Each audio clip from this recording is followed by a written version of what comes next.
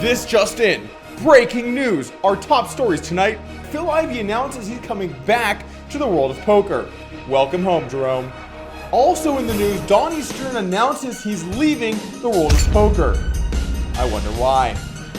After a mistake made on the mobile app, PokerStars PowerUp has been powered down.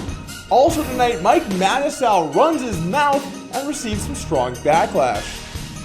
I don't remember saying that.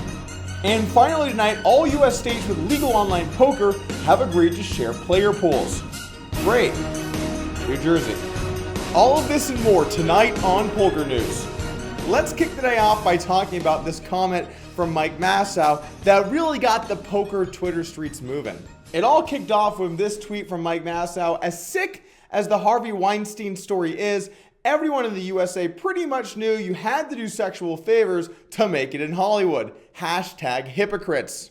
This tweet seems a bit too strong for Mike. I mean, what are you calling the sexual assault victims hypocrites for getting into Hollywood? I don't really think that was the correct thing to say, but Vanessa Selves fired back, tweeting, "You are a disgusting, delusional, and downright pathetic human being.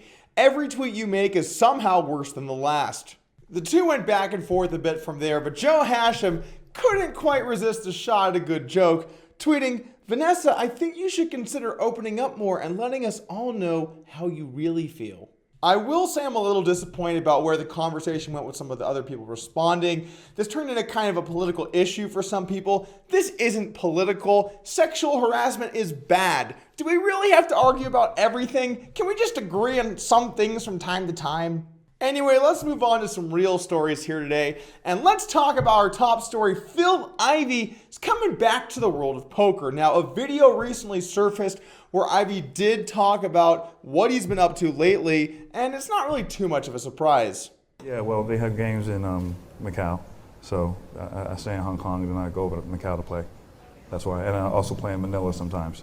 So it's just more convenient to be over here and to get to the games faster.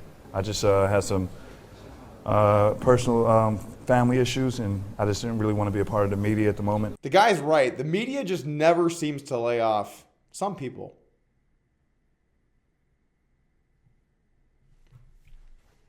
I had a lot of things going on, so I just decided to take some time off, and next year I'm going to start playing again. No, I'm still interested in live tournaments. I love tournaments. I'll always play tournaments. I have to say this is some good news for the world of poker. Phil Ivey is one of the most famous poker players in the entire world, and he was just inducted into the Hall of Fame this year. The fact he went off the grid during that same period of time, it was a bit disheartening, but I always like to see Phil on the felt. It's also kind of him to let us know now so that anyone planning on playing high rollers in Australia can kindly not do so because the guy wins everything on that continent. And one last thing, Phil, while I've got you. Don't leave.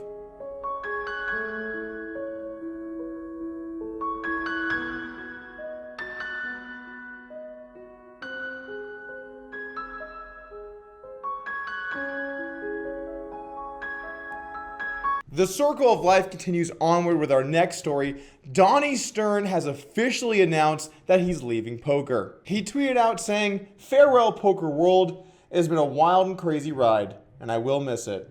On to new adventures." Now, I know we joked around a bit in the intro, but the bottom line is Donnie Stern has been a great player in the world of poker. When PokerStars was making all of these changes and slashing rakeback and screwing people over out of their money, while he was one of the people that was being affected by that, he took charge and stood up and tried to get things going. He organized boycotts. He posted articles. The guy tried to be a one-man machine to fight back against the empire that was PokerStars. If you're new to poker, you might not know too much about Donnie, but if you've been around the block a little bit, you probably remember this guy from 2 months, 2 million. I'm not really that into card games. Pretty much poker is the only card game I play. In general, I find card games boring, actually. So it's kind of strange that, I got so enamored with poker. I think money is only important to a point.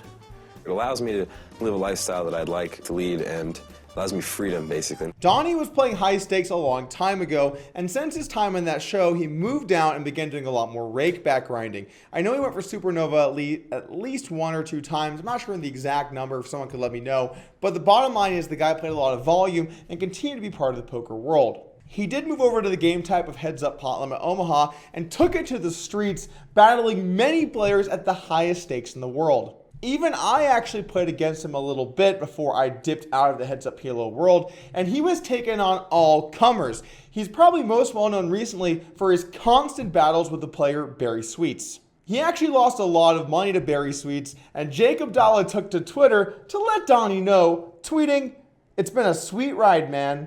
A very sweet ride indeed." You know, I've got to say, I'm pretty sad to see Donnie go. We only have so many characters in poker, and whenever they retire, it leaves a void in our hearts. I mean, remember when Brian Hastings retired? Wait, no, he actually kept playing poker. Maybe not the best example, but a better one's probably Fedor Holes. When he walked away... No, wait, he's still playing tournaments. Who's actually gone? Next up, let's talk about the new PokerStars game type PowerUp, which was removed only 2 days after launching due to a bug. Now, if you're familiar with the channel, you guys know I love to bash on a skillless PokerStars game as much as the next guy, but I was actually a little bit excited to see what happened with this game type. You know, the idea of somehow mixing in skill and gaming into poker, I'm not totally against that. It's mainly the skillless rake traps that I have a problem with. Except Minutemen. Everyone loved Minutemen. Want the intense action of a tournament, but you just don't have the stamina?